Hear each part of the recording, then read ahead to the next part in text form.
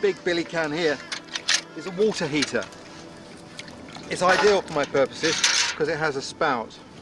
The way it works is it has this big funnel. It's a really good idea.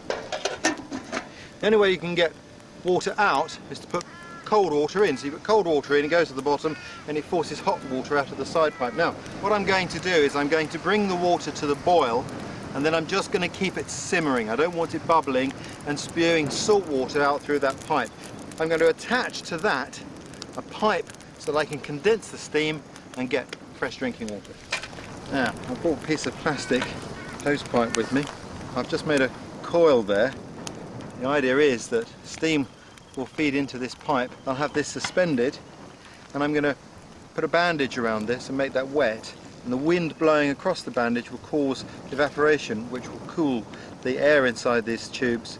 So as the steam comes in, it condenses, it forms into a liquid and runs down, and that should be fresh drinking water. Of course, in order to use the still, you have to have found water in the first place. Well, let's see how this has been going. It's been burning now the fire for 4 hours, and the difficulty with this technique is always here. It's always in the cooling. This is very, very hot, despite the breeze causing good evaporation. Let's have a look. Well, that's really not too bad.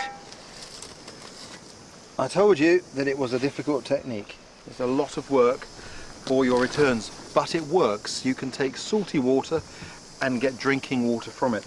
And there is a drink there. I mean, that's not bad going at all.